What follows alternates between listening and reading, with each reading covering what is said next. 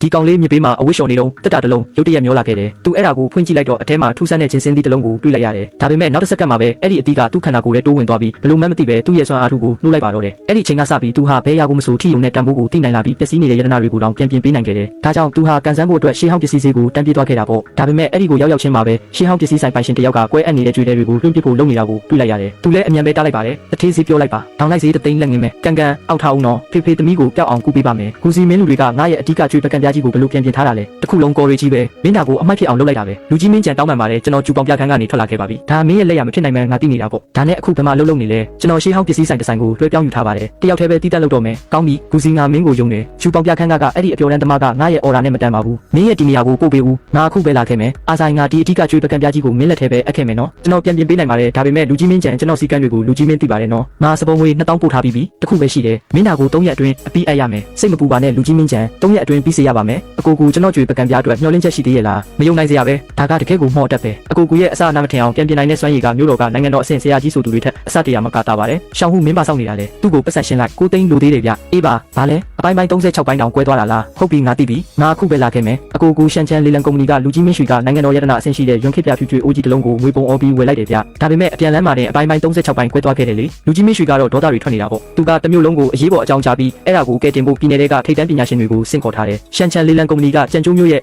အချမ်းသာဆုံးတထေးကြီးလူကြီးမင်းရွှေပိုင်းတာလေ။အကိုသာဒီပစ္စည်းကိုပြင်ပေးနိုင်ရင်ကြံကျိုးရဲ့အချမ်းသာဆုံးတထေးကြီးနဲ့တွေ့ခွင့်ရနိုင်လိမ့်မယ်။အဲ့ဒါကအကိုရဲ့ဘဝတစ်ခုလုံးကိုပြောင်းလဲပေးနိုင်မှာပါ။ကန်ရဲ့နောက်ဆက်တွဲကုသစရိတ်ကလည်းအောက်ခြေမရှိတဲ့တွင်းနဲ့ကြီးလိုပဲကျွန်တော်ရှန်ချန်လေလံကုမ္ပဏီကိုသွားမှဖြစ်မယ်။လူကြီးမင်းကြံလန်းပြပေးပါ။လူကြီးမင်းရွှေတာကကျွန်တော်ဖုန်းထဲမှာပြောခဲ့တဲ့ပြန်လဲပြုပြင်ခြင်းပါရမီရှင်ကူဆိုင်မှာသူ့ရဲ့အစနမထင်အောင်ပြန်ပြင်နိုင်တဲ့နည်းပညာကဒါကိုကျင်းတီပေါက်ကဲတင်နိုင်ပါလိမ့်မယ်။မင်းရေးကြည့်တဲ့လူတယောက်ကိုခေါ်လာတယ်လို့ငါအောက်မိနေတာ။အခုတော့လမ်းဘေးကအဝတ်စားချတူးလံဝတ်ထားတဲ့ကောင်စုပ်လေးတယောက်ဖြစ်နေတာပဲ။သူကပြဖြူကျွေးထဲဆိုတာဘာလဲဆိုတာရောသိလို့လား။ဒီလိုနိုင်ငံတော်အဆင့်ရတနာအိုးရဲ့အပိုင်းစတွေကိုထိဖို့တောင်သူကအရေးချင်းမမိပါဘူး။ဟုတ်ပါကျွန်တော်တို့လိုလူဟောင်းကြီးတွေတောင်တစ်လုံးလေးလာတာဘာမှမတတ်နိုင်ဘူး။ဒီကလေးကဘာများသိနိုင်မှာမို့လို့လဲ။ခင်ဗျားတို့အားလုံးကရှေးဟောင်းပစ္စည်းလောကရဲ့စီနီယာကြီးတွေပဲဟာကျွန်တော်ကခင်ဗျားတို့ရဲ့ပြုပြင်တဲ့နည်းစနစ်တွေကိုလာပြီးလေ့လာရုံတက်ပါ။အဲ့ဒါကဘယ်စည်းကမ်းကိုမှမချိုးဖောက်တော့ပါဘူးဟုတ်တယ်မလား။လူကြီးမရှိကျွန်တော်လည်းဘာမှမတတ်နိုင်တော့ဘူးထင်တယ်ဗျာ။ဒီယွန်ခေပြဖြူကျွေးထဲရဲ့အပေါ်ရန်ကျွေးလွှာကကွဲသွားတဲ့အချိန်မှာထောက်ပေါင်းစုံကနေထိခိုက်မိသွားတာပျက်စီးမှုကတော်တော်လေးပြင်းထန်တယ်။ကွဲအကြောင်း36နေရာတောင်ရှိနေတာဆိုတော့အန်အောစရာဖန်တီးရှင်တောင်ကဲနိုင်မှာမဟုတ်တော့ဘူး။ယွန်မင်းဆက်ကလေးကလက်ဆင့်ကမ်းလာတဲ့နိုင်ငံတော်ရဲ့လာကြီးကိုခင်ဗျားတို့ကဖန်တီးရှင်တောင်မကဲနိုင်ဘူးလို့ပဲပြောနေတာလား။ဒါဆိုငါကခင်ဗျားတို့ကိုတိမ့်တန်းချီပြီးဘာလို့ပတ်စံပေးထားရမှာလဲ။အခြားလူတွေဒီရှေးဟောင်းပစ္စည်းကိုမကဲနိုင်ရင်တောင်ကျွန်တော်ကဲနိုင်ပါတယ်။လူကြီးမင်းကြံခင်ဗျားကကြံကျိုးရဲ့ရှေးဟောင်းပစ္စည်းလောကကိုအရှက်ခွဲဖို့ဒီအတွေ့အကြုံမရှိတဲ့ကောင်လေးကိုတမင်ခေါ်လာတာလား။ဟက်ဆရာကြီးလူကိုယ်တိုင်ကတောင်ဖန်တီးရှင်လည်းမကဲနိုင်ဘူးလို့ပြောထားတာကိုသူကဘာတွေလာကြွားနေတာလဲ။အားလုံးပဲခင်ဗျာကျွန်တော်စကားကိုခဏလောက်နားထောင်ပေးကြပါ။ကျွန်တော်အကိုကူရဲ့လက်ရကိုကိုယ်တိုင်မျက်မြင်ကိုတွေ့ခဲ့တာပါ။ဒါကယွန်မင်းဆက်ခေတ်ကပြဖြူကျွေးအိုးကြီးပြကျွန်တော်တို့မပြင်နိုင်ရင်တော့မျိုးတော်ကထိတ်တန်းပြန်လဲပြုပြင်ရေးဆရာကြီးတယောက်ကိုအကူအညီတောင်းရမှာပေါ့။ဒီကောင်လေးကအဲ့ဒီလောက်ထိတန်လို့လား။ဒီအိုးကမာချန်မြင်းစင်းနဲ့လှုပ်ထားတဲ့ကျင်းနဲ့ကျင်းရဲ့စစ်မှန်တဲ့ယွန်ခေတ်လက်ရကျွေးထဲပြ။ကွဲကြောင်းတွေကရှုပ်ထွေးနေပုံရပေမဲ့ဖိအားတက်ရောက်တဲ့နေရာတွေအားလုံးကတော့အောက်ခြေကွင်းပတ်ပတ်လည်မှာစုနေတာပါ။ခင်ဗျားတို့တစ်သက်လုံးဒါကိုလေ့လာခဲ့ကြပြီးတော့ဖိအားပြန်ကမ်းမှုကြောင့်ဖြစ်ရတဲ့အတွင်းပိုင်းအကြောင်းတွေကိုတော့မမြင်နိုင်ကြဘူးလား။အဲ့ဒါကိုမာဆရာကြီးတွေလိုကိုခေါ်နေကြတာလား။ရှောက်မပြောစမ်းတဲ့လူကြီးမင်းရွှေကျွန်တော်ကတိတစ်ခုပေးဝင်ပါတယ်။အကယ်၍3နာရီအတွင်းမှာအဖြစ်ပြောစရာမရှိအောင်အကောင့်တိုင်းပြန်မပြင်ပေးနိုင်ရင်တပြားမှမယူတဲ့အပြင်တန်ဖိုးအပြည့်တိုင်းပြန်ရောပေးပါမယ်။တမျိုးလုံးကပညာရှင်တွေအားလုံးမတက်နိုင်တဲ့အချိန်မှာသူတယောက်ပဲဒီလောင်းကြီးကိုထောက်ဝင်တာတော်လောက်ပြီးအားလုံးပါဆက်ပိတ်ထားကြစမ်းဆရာကြီးလူခင်ဗျားမပြင်နိုင်ဘူးဆိုရင်လည်းဖယ်ပေးလိုက်ပါဆရာကူကျေးဇူးပြုပြီးလုပ်ပေးပါဒါကလွန်ခဲ့တဲ့နှစ်ပေါင်း100ကပြက်ကွယ်သွားတဲ့နန်းတွင်းနည်းပညာဖြစ်နေမလားရွှေချီမြင်းနဲ့အကြောင်းဆက်တဲ့အပိုင်းပြီးသွားပါပြီနောက်ထပ်တော့ပုံသေးဖြစ်သွားဖို့10မိနစ်လောက်စောင့်ရပါမယ်လူကြီးမင်းရွှေသူ့ရဲ့လှည့်စားတဲ့လှည့်ကွက်တွေနောက်ကိုမပါသွားပါနဲ့အဲ့ဒီအိုးကပူလာတာနဲ့အယောင်ကပြောင်းသွားမှာဗျအဖုံးကိုဖွင့်လိုက်တဲ့အချိန်ကျရင်တကူလုံးမှာကော်မတ်သားတွေကြီးပဲထင်ကျန်နေလိမ့်မယ်ဒီနိုင်ငံတော်ရတနာကြီးကတော့လုံးဝကိုပျက်စီးသွားရတော့မှာပေါ့ဟုတ်ပါ10မိနစ်တောင်ပုံသေးဖြစ်အောင်ထားမယ်ဟုတ်လားကျွေလွှာတွေပါလောင်ကျွမ်းသွားနိုင်တယ်ဆရာကူသူတို့ပြောတာတကယ်ပဲလားငါဒီနိုင်ငံတော်ရတနာကိုတန်းပေါင်းရချီပြီးငွေပုံအောဝယ်ထားရတာဗျလူကြီးမင်းရွှေလူတယောက်ကိုရွေးချယ်ပြီးပြီဆိုရင်ယုံကြည်လိုက်ပါနောက်ထပ်10မိနစ်တောင်ကြံသေးတာပဲအခုချိန်မှာမိပိတ်လိုက်တာကမှအရာအလုံးကိုဖျက်ဆီးပစ်လိုက်မှာလူကြီးမင်းရွှေသူ့စကားကိုမယုံပါနဲ့သူကအချိန်ဆွဲဖို့ကြိုးစားနေတဲ့လူလိန်တက်ပါအဆောင်တွေမိကိုပိတ်ပြီးအဲ့ဒီကောင်လေးကိုဖမ်းလိုက်ကြစမ်းဘယ်သူရဲလို့လဲဒီဖြတ်လိုက်ရင်အိုးကချက်ချင်းပဲပြိုကျသွားလိမ့်မယ်အဲ့ဒီအချိန်ကျရင်တော့နက်ပြမာတွေတောင်ကဲနိုင်မှာမဟုတ်တော့ဘူးဆရာကူငါမင်းကိုယုံရမလားရတနာကလည်းအထဲကိုရောက်နေပြီပဲဥစ္စာနောက်ထပ်ခဏလောက်ထပ်ဆောင်ကြည့်တာကပိုကောင်းပါလိမ့်မယ်အချိန်စိတ်ပြီးပေါင်းအိုးကိုဖွင့်လိုက်တော့မဖြစ်နိုင်တာဒါကလုံးဝမဖြစ်နိုင်တာသူကကြွေထဲရဲ့ဆူရှာတဲ့အယောင်တောင်းမှုကိုတောင်ဘယ်လိုလုပ်ထိန်းချုပ်လိုက်တာလဲကွဲကြောင်36နေရာကရောဘယ်ရောက်သွားတာလဲ